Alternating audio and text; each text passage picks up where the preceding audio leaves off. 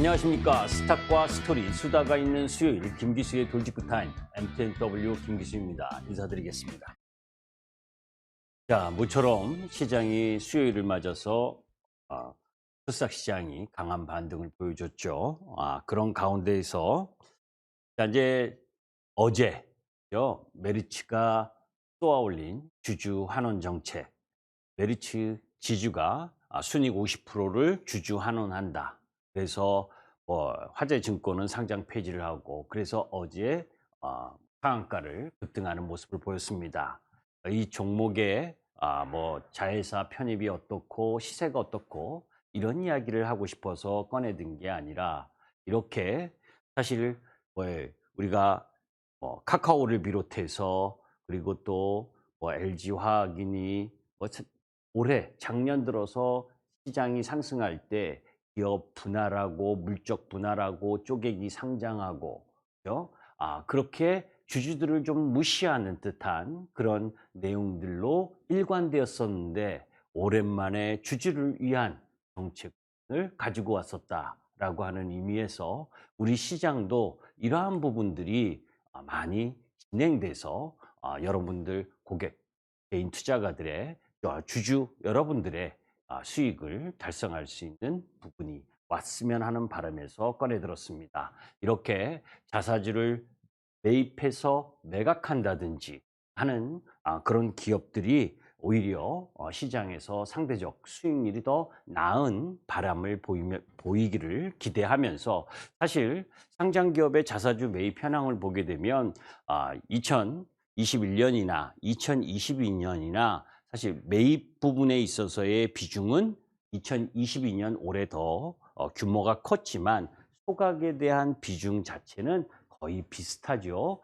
사실 매입만 해서는 의미가 없고, 매입한 자사 부분을 매각을 하고, 그럼으로 인해서 유통 주식 물량을 줄여서 주주 가치를 회복시키는 이런 부분에 우리 기업, 대기업 대주주 분들께서 힘써 주셨으면 좋겠고, 그런 주요 주주 친화 기업으로 보게 되면 포스코 홀딩스라든지, 그리고 금융주, LS 이런 종목들이 있다라는 부분입니다. 자, 잠시 후에 시장과 관련된 내용 부분은 본격적으로 김기수 돌직구 타임을 통해서 말씀드리도록 하겠습니다.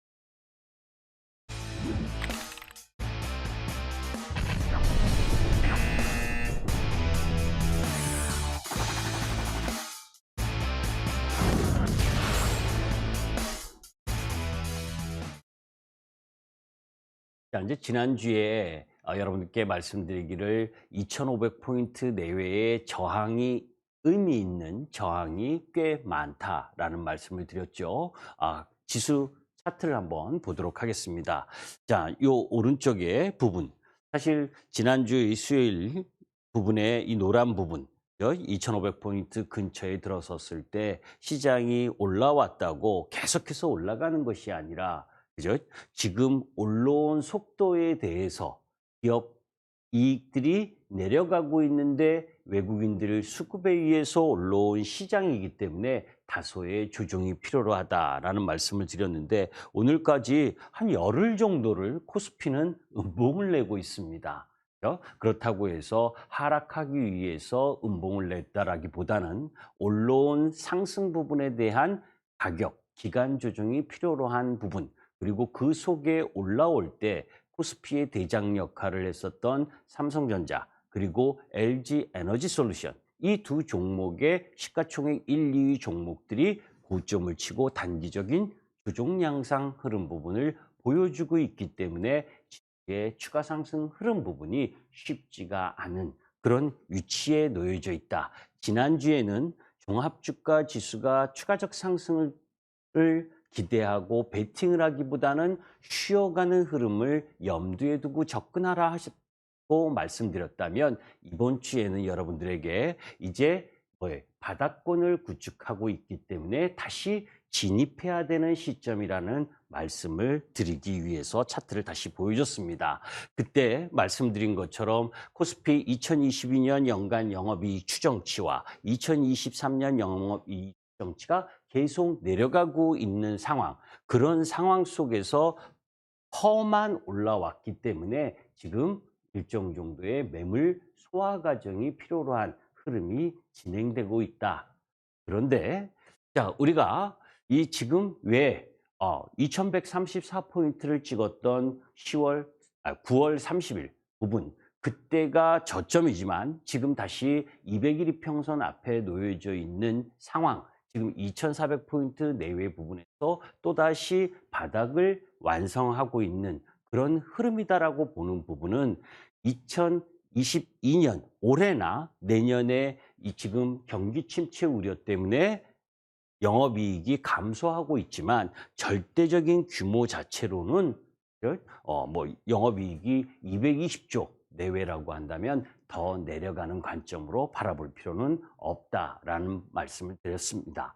자, 그런 가운데에서 제가 시장을 보는 5가지 판세에 대한 이야기를 하면서 시장 지수가 추세를 세게 갖고 가려면 중국의 제로 코로나가 해소되는 흐름을 보여줘야 된다라는 말씀을 드렸는데, 그죠? 오히려 중국이 코로나 확진자 수가 6일 연속 2만 명대를 넘어서는 흐름을 보여주고 있고, 그런 부분들이 결국 중국에 있어서 마음은, 그죠? 일정 정도 해소하고 싶은 마음이 있는데 여건은 그렇게 되지 않는 부분이죠. 이러한 부분들이 중국의 경기 부진 흐름 부분을 지속할 수 있다라고 하는 우려, 이런 부분들이 시장에 지금 발목을 잡은 상태인데, 그럼에도 불구하고 한국 영화가 오랜만에 중국에서 개봉되는 뉴스를 가지고 한학령 해제 기대감으로 오늘 콘텐츠 관련주들이 뭐 스튜디오 드래곤부터 시작을 해서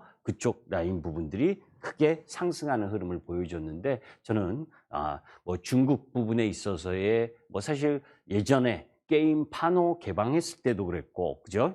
그런 부분들이 연속성을 가지고 갈 수 있느냐 하는 부분들에 대해서는 다소 의문이 있다라는 부분이기 때문에 추격 매수는 바람직하지 않다라는 말씀을 드립니다. 자, 그런 가운데에서 러시아 우크라이나 종전에 대한 기대감도 커지고 있는데, 그럼에도 불구하고 우크라이나가 평화 협상 10대 조건을 제시를 했죠. 11월 22일 날. 그런데 젤렌스키 대통령이 제시한 여건 10가지를 보게 되면 러시아가 수용하기 어려운 조건들, 아주 예로 이야기를 하면 2014년 강제 병합한 크림반도까지 돌려달라고 하는, 그죠? 전쟁 먼저 시작했으니까 벌 받아야 되는 건 맞는데, 그죠? 이 조건을 러시아가 수용하기는 힘들고, 그렇다고 해서 휴전 협상 가능성이 물 건너가는 것은 아니다라고 봅니다. 자, 그런 가운데에서 OECD가 세계 경제 부분 GDP 성장률을 올해 3.1%, 내년 2.2%로 둔화된다라고 이야기한 걸 다시 이야기를 했는데, 거기서 중요한 건 OECD 내년 한국 성장 전망치죠. 2.2%에서 1.8%로 또 하향 조정하고 있다라고 하는 부분. 지금 뭐 OECD를 비롯해서 대부분의 주요 기관들의 한국 경제 전망 부분, 이 부분이 하향 조정되고 있는 것은 부담스럽습니다. 그런데 여러분들, 이런 기사를 제가 이렇게 경제 성장률이 안 좋으니까 지금 매도해라, 이런 관점으로 여기서 말씀을 드리는 게 아닙니다. 무슨 얘기냐면, 이렇게 한국 경제의 전망치가 내려오고 있기 때문에 주가가 작년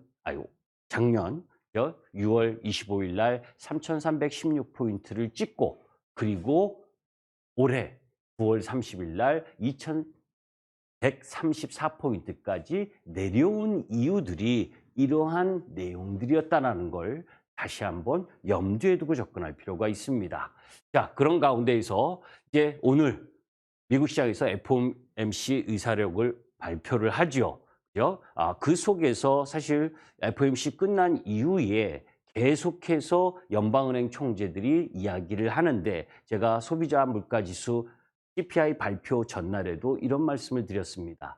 그네들은 지금 인플레이션을 잡기 위해서 거친 말들을 계속 쏟아낸다. 그 거친 말들을 계속 쏟아낸다는 의미는 뭡니까? 이 인플레이션을 잡기 위해서 기대 인플레이션을 내리기 위한 그런 이야기들을 하고, 그런 가운데 블러드 세인트 루이스 연준 총재가 옛날의 준칙이라고 하는 이 뭐에 테일러 준칙을 활용해서 5%에서 7%까지 금리 올라갈 수 있다, 이런 과격한 발언을 하고 있는데, 그 부분을 신경 쓰지 않았으면 좋겠습니다. 자, 왜냐하면 그렇게 신경을 쓰지 않는 이유는, 우리가 지금 소비자 물가 지수 한번 보세요. 알기 쉽게 보게 되면 영국이 지금 가장 높고, 그런 가운데에서 뭐 유럽 CPI, 그리고 그다음 미국이 지금 내려오고 있는 중입니다. 사실 강달러로 인해서 미국의 소비자 물가를 잡기 위해서 상당히 노력했거든요. 그런데 여러분들 아시지만 달러가 내려오고 있잖아요. 그죠? 그런 흐름들로 봤을 때 그 환율 영향을 감안하더라도 이제 서서히 유럽과 영국 쪽도 꺾일 가능성이 높은 흐름이다라고 보시면 됩니다. 물론 급속도로 떨어지는 부분은 쉽지 않을 거예요.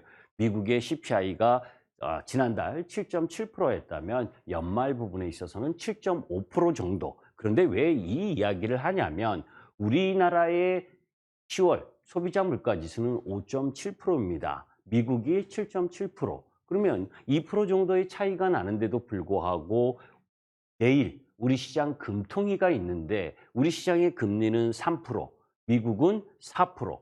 미국이 12월 금리 0.5bp 인상 가능성이 75%의 확률이라면, 그죠? 우리나라가 내일 0.25bp를 인상을 하게 되면 1.25%의 차이가 나고, 한미 금리의 1.25%가 차이가 나면 또 환율이 불안해질 것에 대한 부담, 이런 부분들이 지금 외국인들의 매수세가 꾸준히 들어오지 않고 환율이 급락을 하면서 주춤하고 매도가 나왔었죠. 오늘은 매수세가 들어왔지만, 그런 가운데에서 우리 시장의 0.25bp 금리 인상을 저는 예상을 합니다. 다만 시장 부분에 있어서 외국인이 바라는 건 0.5%일 거예요. 그죠? 그래야 환율 부분에 있어서도 안정 부분을 일정 정도 찾고, 다만 이러한 내용들에 너무 귀 기울일 필요는 없다. 왜? 우리가 주식을 할 때도 저점이다라고 판단이 돼서 저점이 확실하다면 시간을 두고 주가가 올라가는 흐름, 그게 빨리 올라가느냐 늦게 올라가느냐의 문제이고, 또 반대로 시장이나 종목이 고점을 찍었다면 결국은 내려오게 되는 거고, 얼마나 많이 내려오느냐 적게 내려오느냐 차이죠. 그래서 매수를 할 때는, 그죠? 매수를 할 때는 내가 원하는 가격 이 라인에서 매수를 하지만, 고점을 찍었다라고 판단이 돼서 매도를 할 때는 본인이 생각했던 것보다 더 낮은 가격에 팔아서라도 비중을 줄이는 겁니다. 그것이 매수와 매도의 기본 원칙이에요. 자, 그런 가운데에서 미국 인플레이션과 관련된 향후 전망, 그래서 7.5% 정도 내려올 것에 대한 이야기는 지난주에도 말씀드렸으니까 그 내용을 다시 한번 상기할 필요가 있고, 자, 그런 가운데에서 미국 원자재 ETF 매도 대금의 10% 세금을 매긴답니다. 자, 서학개미 분들, 특히 이 원자재 P2P 규제를 한다라고 하는 부분, 이건 이제 미국 정부에서 내년 시행한다고 하는데, 국내 주식만 매매하시는 분들은 상관이 없겠지만 서학개미 분들은 참 기분 나쁩니다. 그죠? 그런 내용, 이런 내용들을 우리 국내 증권사나 또 예탁원이나 좀 더 미리 알려줘야지. 그죠? 이런 거 하라고 증권거래소 받는 거 아닙니까? 그죠? 이런 부분들은 개인 투자가 부분들에게 정보를 좀 더 빨리 알려주는 게 필요로 하다. 금투세 계속 이야기를 했는데, 이제 야당도 2년 유예죠. 이제 사소한 몇 가지가 잡음이 있는데 잘 넘어가기를 바라면서, 자, 이제 본론으로 보게 되면, 제가 주식을 하면서 항상 이야기하는 게, 2003년에서 2007년까지 중국이 고성장을 이뤄내던 그 타임 이후로 글로벌 시장은 고성장인 때가 없었다. 딱 한 번, 뭐예요? 코로나 때문에 돈을 확 풀어서 성장률이 올라간 걸 제외하고는 이제 정상인 저성장 국면이 지속될 겁니다. 물론 긴축이라는 이슈 때문에 확 내려온 경기 흐름 부분이 진행되고 있죠. 지금 경기 선행지수, 다른 고성장, 저성장 국면을 보는 것도 중요한데 시간이 없기 때문에 OECD 경기 선행지수입니다. 이 갈색 부분이 2008년 리만 브러더스 때도 휘청거렸고 이번 코로나 때도 휘청거렸죠. 그리고 나서 돈을 풀어서 올라왔다가 지금 내려오고 있는 중입니다. OECD, 왜 이 경기 선행지수가 중요하냐면 아까 여러분들께 말씀드렸었던 우리나라 기업 이익들이 하향 조정되고 있기 때문에 지수의 추세적 상승이 지금 부담스러운 국면이다. 그러면 OECD 경기 선행지수가 저점이 어디쯤 돼야, 그죠? 그래야 지수의 바닥이 논할 수 있지 않겠습니까? 그죠? 사실 과거 경험상 보게 되면 경기 선행지수 하락이 평균 21개월을 지속을 합니다. 그런데 지금 15개월 연속 하락, 그러니까 6개월 정도가 남았죠. 그죠? 그런데 6개월 정도가 남았다고 주가가 계속 6개월 될 때까지 떨어지는 게 아니라 주가의 선행성이 있는 거죠. 그죠? 6개월 정도 부분에 있어서 저점이 잡힐 거라고 본다면, 그래서 경기 선행지수가 돌아 나온다면 기업들의 이익들이 나아질 거 아니에요. 경영 환경이. 그러니까 그런 가능성에 대한 부분도 염두에 두셔야 될 필요가 있다라는 말씀입니다. 자, 그런 가운데 조금 날짜가 지났지만 골드만삭스가 한국 증시 비중을 늘려야 된다라고 하면서 5가지 이야기를 했습니다. 그죠? 낮은 밸류에이션, 코스피 24개 선행퍼가 S&P보다 낮은 거. 항상 그래왔던 이야기입니다. 낮은 밸류에이션. 그리고 2024년에 실적이 개선될 거다. 아까하고도 일맥상통하죠. 2, 4분기 정도 돼서 저점을 만들고 경기가 올라가게 되면 2024년에는 실적이 개선될 거다. 그죠? 그런 가능성입니다. 그리고 반도체 사이클 상승 전환이 내년 2, 3분기에 바닥을 만들고 올라올 거다. 그죠? 그리고 10년 내 최저 수준의 외국인 투자 비중, 외국인들이 2017년 말 34% 비중이었었는데 최근에 28%까지 하락을 했기 때문에 더 팔기보다 매수할 가능성이 높다. 그리고 MSCI 선진국 지수 편입이 기대되고 그 편입 부분을 가꾸게 되면 500억에서 550억 달러 자금 순입이 기대된다. 그런데요, 이 5가지 일리가 있는 이야기인데 항상 이야기 있었던 내용입니다. 그죠? 이런 내용들을 보고, 그죠?